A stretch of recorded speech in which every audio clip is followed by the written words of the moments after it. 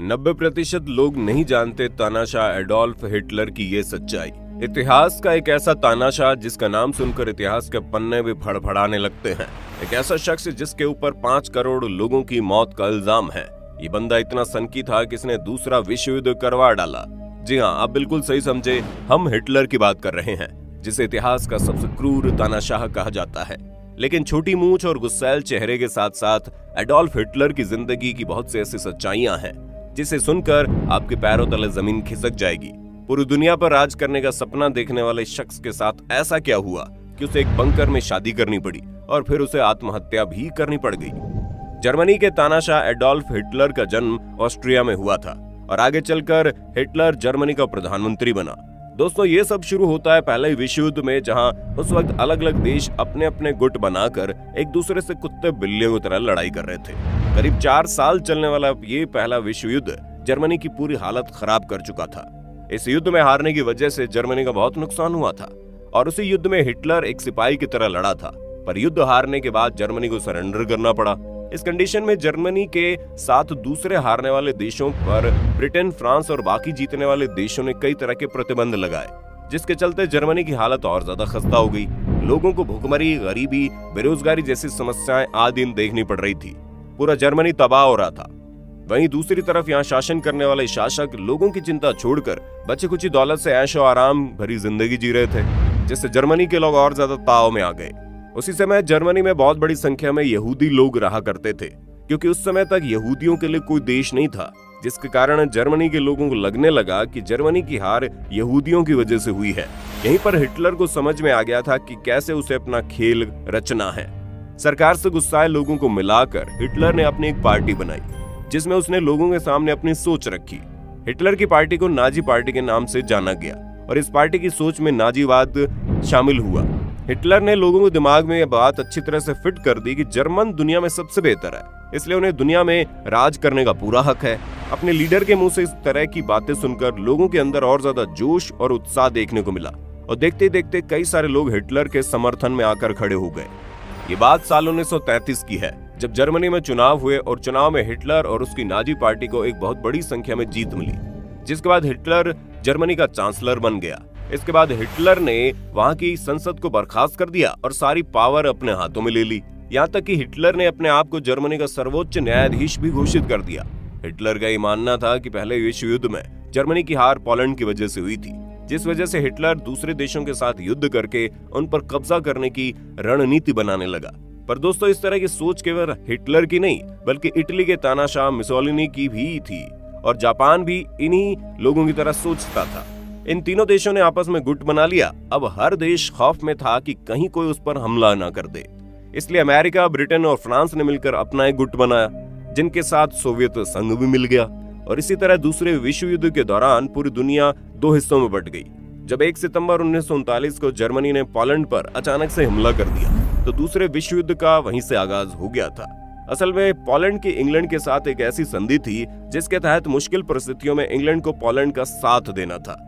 इसी वजह से हमला भले ही पोलैंड के ऊपर हुआ था, लेकिन दर्द इंग्लैंड को भी हो रहा था। देखते देखते इंग्लैंड और जर्मनी के बीच लड़ाई बढ़ गई।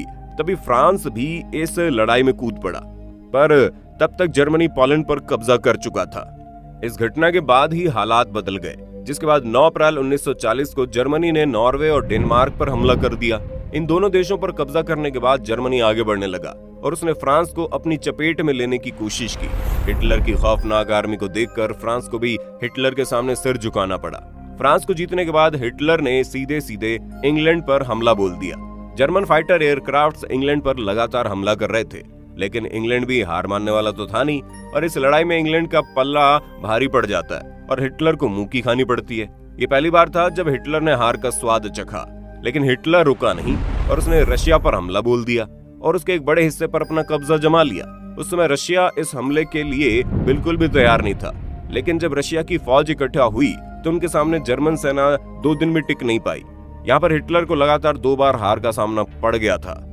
अब दुनिया भर को हिटलर की कमजोरी का अंदाजा हो गया, इसलिए बाकी देशों को लगने लगा कि अगर हम मिलकर हिटलर का सामना करें तो जर्मनी को हरा सकते हैं। जिसके बाद इंग्लैंड, अमेरिका, फ्रांस और रशिया ने मिलकर इटली पर हमला कर दिया और यहाँ के लीडर मुसोलिनी को घुटनों के बल लाकर खड़ा कर दिया। इटली की हार के बाद हिटलर की बुनियाद गिरने लगी ये दौर था 1944 का, जब दूसरा विश्व युद्ध चल रहा था। तभी अगस्त के महीने में अमेरिका ने जापान के ऊपर 2 परमाणु बम गिराए और फिर जापान भी इस युद्ध से अपना किनारा कर गया। अमेरिका द्वारा हिरोशिमा और नागासाकी में गिराए परमाणु बम का खौफ दुनिया में इतना बुरा फैला कि जापान अपने घुटने टेकने पर मजबूर हो गया। अब हिटलर के 2 मजबूत सहयोगी इटली और जापान विरोधियों के सामने सरेंडर कर चुके थे और हिटलर पूरी तरह से अकेला पड़ चुका था। जर्मनी को लगातार हार का सामना करना पड़ रहा था और एक समय ऐसा भी आया कि रूस और मित्र देशों की सेनाएं जर्मनी की राजधानी बर्लिन में घुस रही थी और हिटलर भी वहीं मौजूद था। हिटलर की हार के कारणों में उसके सताए हुए कुछ अपने लोग भी जिम्मेदार थे, जिन्होंने उसके बारे में दुश्मनों को जानकारी दी। तभी दुश्मन हिटलर को डराने के लिए उनके शहर आ गए। हिटलर को इस बात का अंदाजा हो गया था कि उसके अपने सैन्य अफसरों ने गद्दारी की है, इसलिए हिटलर ने अपने आप को सुरक्षित करने के लिए बर्लिन में ही जमीन से 50 फुट नीचे एक ऐसा बंकर बना लिया जिसके बारे में ज्यादा लोगों को जानकारी नहीं थी। अपने कुछ भरोसेमंद लोगों के साथ अपनी प्रेमिका को लेकर हिटलर उसी बंकर में रहने लगा। हिटलर को यकीन था कि उसकी सेना रशिया की सेना को बर्लिन से खदेड़ देगी और जीत उसकी होगी, लेकिन अफसोस ऐसा न हो सका। रूस की सेना लगातार हिटलर की तलाश में आगे बढ़ती चली जा रही थी। अब हिटलर के पास सिर्फ 2 ही रास्ते बचे थे, सरेंडर कर दे या फिर खुदकुशी कर ले। लेकिन हिटलर को मालूम था कि अगर वो सरेंडर करेगा तो उसके साथ क्या सलूक किया जाएगा, क्योंकि इटली के तानाशाह मुसोलिनी के साथ जो व्यवहार हुआ था वो हिटलर अपने साथ कभी भी नहीं करवाना चाहता था। हिटलर चारों तरफ से घिर चुका था और उसे पता था कि वो ज्यादा समय तक बच नहीं पाएगा, उसे कोई ना कोई निर्णय तो लेना ही है।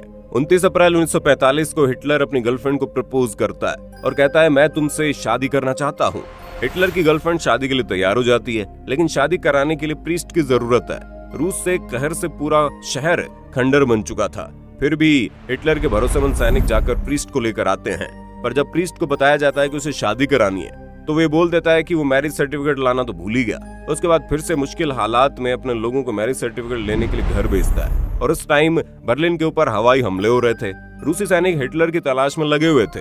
ऐसी कंडीशन में जब प्रीस्ट दोबारा मैरिज सर्टिफिकेट लेकर आता है तो हिटलर और उसकी गर्लफ्रेंड शादी करते हैं और शादी के बाद एक छोटी सी दावत रखी जाती है। इन सभी चीजों के बाद हिटलर अपने गार्ड को कहता है, अगर मेरी मौत हो जाए तो मुझे दफनाने की जगह जला देना। ये सुनकर सभी हैरान हो जाते हैं, क्योंकि हिटलर ईसाई धर्म को मानने वाला था और इस धर्म के लोग डेड बॉडी को जमीन में दफना देते हैं। सिर्फ इतना ही नहीं, हिटलर ये भी कहता है कि मुझे जलाने के बाद मेरे कमरे में जितनी भी चीजें हैं उसे भी नष्ट कर देना, सिवाय एक पेंटिंग को छोड़कर। उस पेंटिंग को हिटलर का ड्राइवर बर्लिन से बाहर ले जाएगा। इसके बाद वो फिर अपने दूसरे ऑफिसर को बुलाता है और उससे पूछता है कि आखिर साइनाइड कितना कारगर है। जिसके बाद हिटलर अपने एक पसंदीदा कुत्ते पर साइनाइड का इस्तेमाल करता है, ये देखने के लिए कि साइनाइड किस तरह से काम कर रहा है, और कुत्ता कुछ ही सेकंड्स में मर जाता है। इन सारी चीजों में हिटलर को इस बात की जानकारी मिल गई कि बर्लिन को बचाना संभव नहीं है, इसलिए हिटलर अपनी पत्नी के साथ रूम में जाता है। रूम के बाहर उसका गार्ड रोसर मौजूद है। कुछ देर बाद हिटलर के कमरे से बंदूक की आवाज आती है। थोड़ी देर बाद जब लोग कमरे को खोलकर अंदर जाते हैं तो देखते हैं हिटलर वहीं मरा पड़ा है और उसकी पत्नी भी मर चुकी है। हिटलर की पत्नी की मौत साइनाइड की वजह से हुई और हिटलर ने खुद को गोली मार ली। इस तरह दुनिया के सबसे क्रूर तानाशाह की मौत हो गई। तो दोस्तों, ये थी हिटलर की पूरी कहानी। इस पर आपका क्या कहना है कमेंट में बताइए। इसी तरह की वीडियोस को देखते रहने के लिए चैनल को सब्सक्राइब करना ना भूलें। दोस्तों, आपकी स्क्रीन पे 2 और वीडियोस दिख रही हैं, जिसे देखने के लिए आप इस स्क्रीन पर क्लिक करें। दोनों देखिएगा, बहुत अच्छी वीडियो बनी है।